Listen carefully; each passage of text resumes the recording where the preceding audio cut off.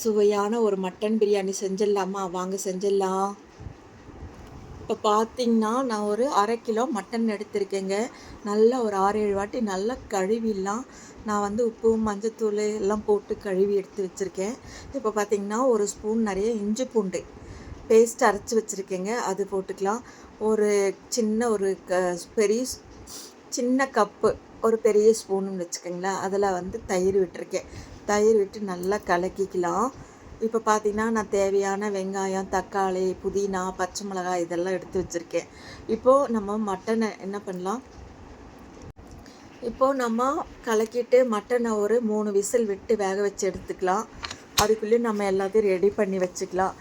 வெங்காயம், தக்காளி, பச்சை மிளகாய் இதெல்லாம் தனியாக எடுத்து வச்சுட்டு, ஒரு பெரிய வெங்காயம், புதினா, பச்சை மிளகாய் இதை மிக்சியில் ஒரு பேஸ்ட் மாதிரி அரைச்சிட்டு வந்துக்கலாங்க. இந்த மாதிரி அரைச்சி செய்யும் போது செமையாக டேஸ்ட்டாக இருக்கும். மட்டன்லேயும் ரைஸ்லேயும் உங்களுக்கு வந்து அந்த எசன்ஸ் இறங்கி ஒரு சாப்பிட்றதுக்கு அவ்வளோ டேஸ்ட்டாக இருக்கும். இப்போது நான் ஆயில் விட்டுருக்கேன். குக்கரில் கிராம்பு, பட்டை, சோம்பு, பிரியாணி இலை இதெல்லாம் போட்டு தாளிச்சிக்கலாம். வேணும்னா ஒரு 4-5 ஏலக்காய், முந்திரி பருப்பு கூட போட்டுக்கலாங்க. இப்போது நான் ஒரு 3 பெரிய வெங்காயம் அரிஞ்சு வச்சுருந்தேன், நீல வாக்கில் அரிஞ்சு வச்சுருந்தேன். அதை வந்து நல்லா எண்ணெயில் வணக்கி எடுத்துக்கலாம். ஒரு கோல்டன் கலர் வர்ற மாதிரி வணக்கி எடுத்துக்கலாம். இப்போ வந்து மட்டன் விசில் விட்டு வந்தாச்சுங்க, இறக்கி வச்சுருக்கேன். இப்போ நம்ம மிக்சி ஜாரில் அரைச்சிட்டு வந்தோம் பார்த்திங்களா, புதினா, பச்சை மிளகாய், மல்லித்தழை, வெங்காயம் இதெல்லாம் போட்டு அந்த ஆனியனோட நல்லா வணக்கலாங்க. இந்த ஒவ்வொரு பொருளும் நல்லா வணங்குறதுல தான் நமக்கு பிரியாணி டேஸ்ட் கொடுக்கும். அப்போ தான் உங்களுக்கு சாப்பிட்றதுக்கு அந்த எசன்ஸ் எல்லாம் நல்லா இறங்கி டேஸ்ட்டாக இருக்கும். இல்லைன்னா பிரியாணி அரிசியில் அந்த இது ஒட்டாமல் இருக்கும். தக்காளி 2 பழம் அரிஞ்சு வச்சுருக்கேன், அதுவும் போட்டுக்கலாம். பிரியாணி வந்து ஒவ்வொன்றுமே ஒவ்வொரு மாதிரி செய்வாங்க. ஆனால் என்னோடய ஸ்டைலில் நான் இந்த மாதிரி தான் செய்வேன். சாப்பிட்றதுக்கும் நல்லா இருக்குன்னு சொல்லுவாங்க. இப்போ தக்காளியும் வணங்கியாச்சுங்க. இப்போ நம்ம 2-3 விசில் விட்டு வச்சுருக்கோம். அது ஆவி வந்துருச்சான்னு எடுத்து கேஸ் எடுத்து பார்க்கலாம்.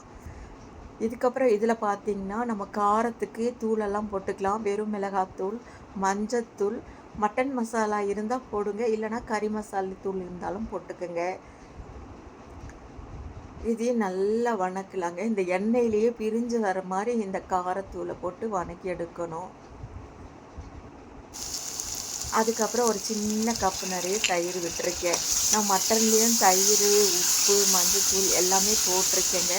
பிரியாணிக்காக ரைஸ்க்காக இதில் கொஞ்சம் போட்டிருக்கேன். நீங்கள் பார்க்கும்போது உங்களுக்கு எந்த அளவுக்கு செய்கிறீங்களோ அந்த அளவுக்கு போட்டுக்கோங்க. நான் 1/2 கிலோ பிரியாணி வந்து 1/2 கிலோ பிரியாணி தான் பண்ண போகிறேன். அதனால் நான் வந்து மட்டனை முக்கால்வாசி எடுத்து போட்டிருக்கேங்க. கொஞ்சம் எடுத்து தனியாக கிரேவி மாதிரி பண்ணலான்னு ஒரு 3 பேருக்கு அளவாக தான் பண்ணுறேன். அதனால் கொஞ்சமாக தான் எடுத்திருக்கேன். இப்போ நான் சாப்பாட்டு அரிசி தாங்க ஊற வச்சுருக்கேன். பாசுமதி ரைஸ் இல்லைங்க, சாப்பாட்டு அரிசி தான். அதனால் நான் எப்பவும் வந்து நம்ம அரிசி பருப்புக்கெல்லாம் விடுற மாதிரி தண்ணி விட்டுக்கலான்ட்டு அதுக்கு தகுந்த மாதிரி தண்ணி விட்டுருக்கேன். அரிசி நல்லா தண்ணி எடுத்துட்டு இப்போ கலந்துக்கலாம். இப்போது வந்து மட்டனும் அதில் போட்டு நல்லா வணக்கியாச்சுங்க. இப்போ இது மேலே புதினா, மல்லித்தழை இதெல்லாமே தூவிக்கிட்டு கடைசியாக ஒரு 2 ஸ்பூன் நெய் விட்டேங்க, அது காட்டாமல் போயிட்டேன். இப்போ விசில் எடுத்தாச்சுங்க. ஒரு 2 விசில் சிம்மில் வச்சு எடுத்தேன். சூப்பராக ரைஸ் வந்து பிரியாணி அரிசி மாதிரி நல்லா இருக்குங்க. மட்டன் பிரியாணி சூப்பராக ரெடி ஆகிடுச்சு. கொஞ்சமாக எடுத்து வச்சதையும் கிரேவி மாதிரி பண்ணிட்டேங்க. அது தொட்டுக்கிறதுக்காக இது பண்ணியிருக்கேன். தயிர் பச்சடியும் பண்ணியிருக்கேன். இன்றைக்கி எங்கள் வீட்டில் மட்டன் பிரியாணி, மட்டன் சுக்கா மாதிரி பண்ணியிருக்கேன். அவ்வளோதாங்க இன்றைக்கி. இந்த மாதிரி செஞ்சு பாருங்கள், டக்குனும் செஞ்சிடலாம், சூப்பராகவும் இருக்கும். அட்டகாசமான மட்டன் பிரியாணி ரெடி ஆகிடுச்சிங்க. சிம்பிளாக செஞ்சாலும் டேஸ்ட்டாக இருக்குங்க.